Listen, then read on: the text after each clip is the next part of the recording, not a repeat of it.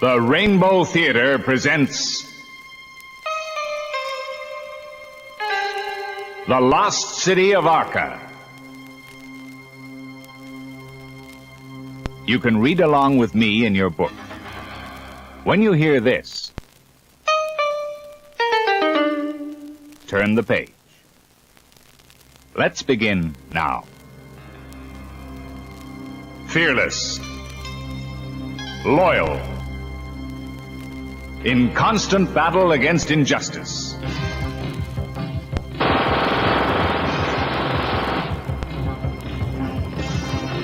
A hero like no other.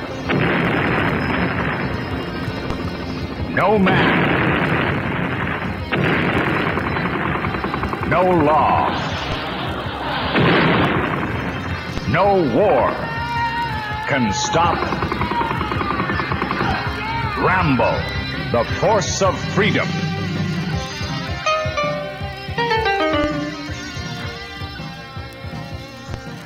Colonel Troutman sits behind his desk, a serious expression on his face as he speaks into the red telephone. Yes, sir. I had heard that General Warhawk was moving into India, but I had no idea what he was up to. Yes, sir. He must be stopped at once, and I know just the man who can do it. Rambo.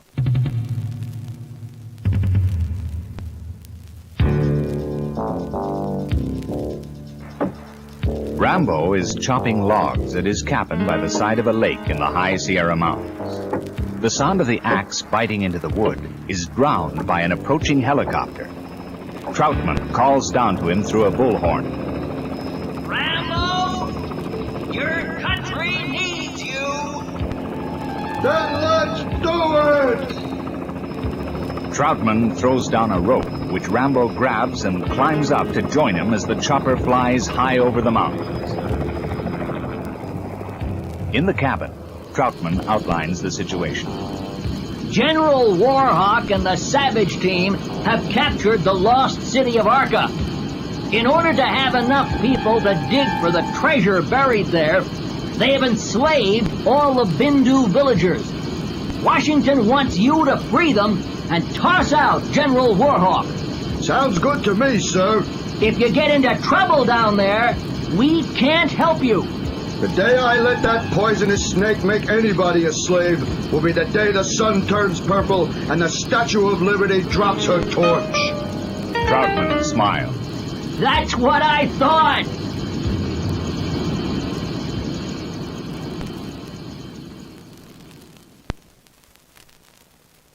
Rambo collects Turbo and Cat, and they fly to India, eventually landing close to a jungle village. Cat surveys it carefully. So, this is Simpur. It looks pretty quiet. Rambo looks grim. I wouldn't count on it staying that way. They are met by Captain Dutton of the Indian Army. I do hope you'll be comfortable. I'm afraid out here we don't have a great many civilized amenities. No problem. I wish you luck, Mr. Rambo. No one has been able to get within miles of the lost city of Acra so far. That's because no one is as anxious to see General Warhawk as I am. Suddenly, there is the sound of a tank approaching, and a grenade explodes in the center of the village. Rambo swings himself up into an enormous banyan tree as the tank grinds into view with Sergeant Havoc in the commander's hatch, spraying bullets from a machine gun. Everyone runs for cover as Havoc calls out, "Hey, Rambo! Come out, wherever you are! Move on in, men!" A party of Warhawk's troops move out from behind the tank. They dive for cover as Turbo hurls a grenade. As the tank passes under the banyan tree, Rambo drops onto it, grabs Havoc, and slings him off. Sorry, Sergeant Havoc, but I need to borrow your buggy. He disposes of the driver in the same way, and Turbo races over and joins him. Okay, Turbo, let's wrap this thing up. Turbo drives the tank and chases Havoc and his troopers into the jungle. Rambo stands in the open hatch with the machine gun blazing. Havoc turns and shakes his fist. "I'll get you for this, Rambo! Don't bet on it! Late that night, as Rambo lies sleeping, fully clothed, a shadowy figure creeps into his room. A monkey leaps from the figure's arms and jumps up and down on Rambo's back. What the? He switches on the light and sees a handsome young Bindu standing beside him. Please, I'm sorry if I startled you. Bankum, come here. The monkey jumps into his arms. Rambo stares at him. What do you want? I have come to join forces with you. At this time in the morning? There is no time to lose. I am Chad, son of Buram, chief of the Bindus. My father and my people are prisoners of General Warhawk. I escaped, but they are in great danger. Well, as long as I'm up anyway, I might as well be doing something useful. Let's go. As dawn approaches, Rambo, Turbo, and Cat follow Chad and his monkey through the dense jungle. We are just a few miles from my village now. This is a shortcut. Only the Bindus know of it. They enter a clearing, and Cat holds up her finger for silence. I hear water. Yes, we are coming to a bridge. My village is not far beyond that. Turbo looks round suspiciously. I haven't seen a lookout yet. That's not like Warhawk. What do you say, Rambo? Yeah, it's almost too easy. They come to the ancient bridge, made from twisted grass ropes and tied to trees on either side of a deep rocky gorge. Chad cautions them. It will support only one person at a time. I will cross first. When he is safely on the other side, Rambo sets out. As he reaches the center of the bridge, he sees Chad grabbed from behind, and Gripper appears from the underbrush with a flamethrower, which he directs at the flimsy ropes which hold the bridge. Bye-bye, sucker! Turbo and Cat start firing at Gripper across the gorge, but more of Warhawk's troopers come out of the jungle and return their fire. Gripper's flamethrower burns through one rope. Rambo hangs onto the side of the bridge as it sags suddenly, almost throwing him off. He tries to backtrack, but the bridge is too unsteady. Then the final rope is burned through, and the bridge gives way. Rambo falls, plunging into the gorge. Gripper is elated. Let's get out of here. General Warhawk's gonna give me a bonus for this one.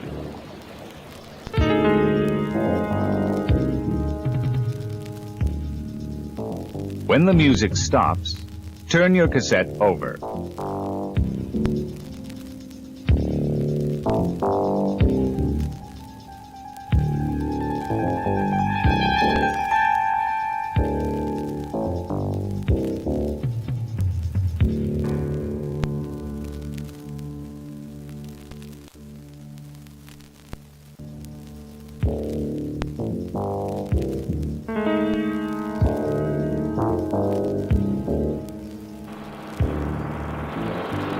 Turbo and Cat fire furiously after Gripper and his men as they disappear into the jungle.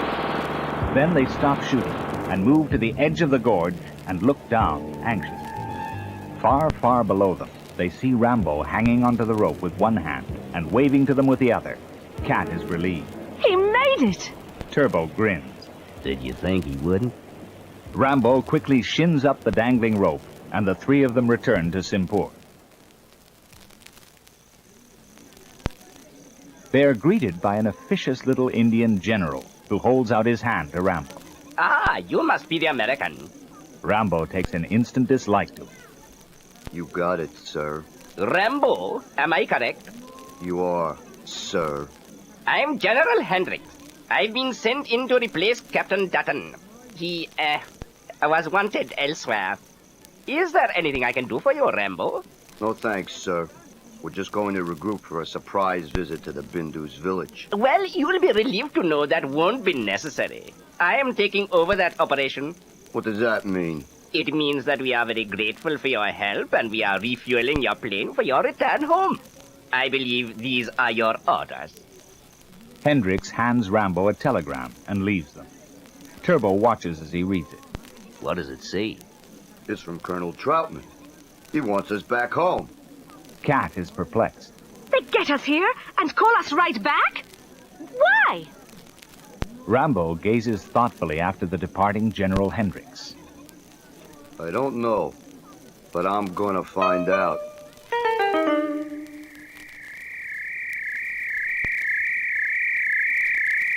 At the lost city of Acra, everything is a shambles. There are excavations everywhere as the enslaved Bindus, men, women, and children, dig for the treasure which is buried there. They are guarded by Gripper and General Warhawk's troops. The chief of the Bindus falters in his work. I am unwell. Gripper cracks his whip and shouts at him. Keep digging. The Bindu village is almost deserted, apart from Warhawk's soldiery. Chad is imprisoned in a bamboo cage, his ankle shackled to a metal post. His monkey sits sadly under a nearby tree. The tent, which Warhawk uses as his headquarters, is not far away, and Chad overhears the voice of Sergeant Havoc talking to the general. I hear the chief of the Bindus is ill, sir. Never mind about that, Sergeant. I've just had a message from General Hendricks. He's had it all fixed up with the authorities that Rambo and his meddling friends will soon be called back to the States. That sounds like good news, General. Yes.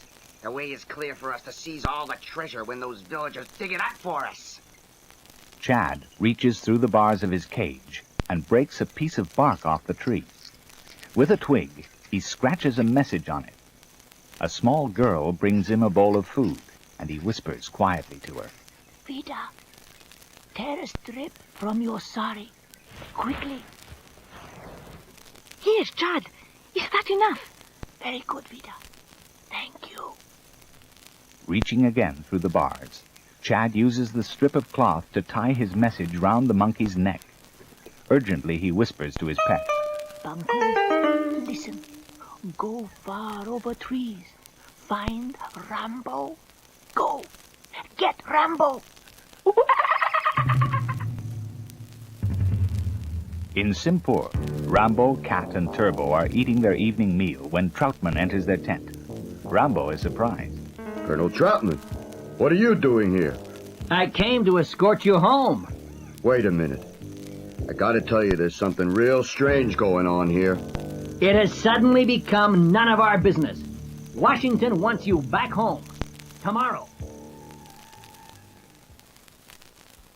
That night, Rambo is woken again by Chad's monkey. Hey, where did you come from? What's that around your neck? A message? From Chad? Let's read it. Hendricks, General Warhawk's ally. Father ill. Please come. I knew it! Let's go!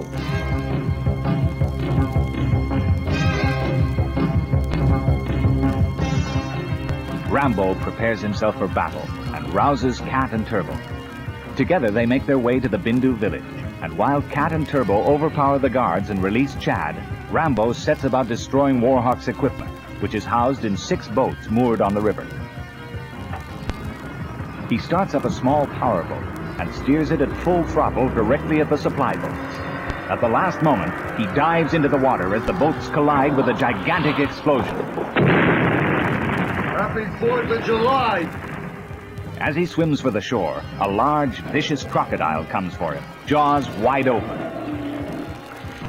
Hey, Grandma, what big teeth you have. Rambo grabs the crocodile by the jaws and wrestles furiously with it. At last, he gets onto its back and clings on tightly while the reptile carries him to the bank. Sergeant Havoc sees it and throws a grenade. Using his rifle like a bat, Rambo knocks it back at him. Chad's cage is now filled with Warhawk's troopers, while the general and his cronies escape downriver in a flimsy native canoe. Cat points them out to Rambo. They're getting away! Rambo laughs. Straight into the rapids. Chief Buram hands Rambo a beautiful idol of solid gold. I offer this in gratitude for freeing my people. Thanks. I'm honored. But that belongs here. Later, back in Simpur, as Troutman, Rambo, and his friends board their plane back home, they see General Hendricks taken away in handcuffs. Troutman shakes his head. There's a man who ruined his life. And for what? Rambo has the answer. Greed. That's what. If people weren't greedy, there'd be no fighting and no wars.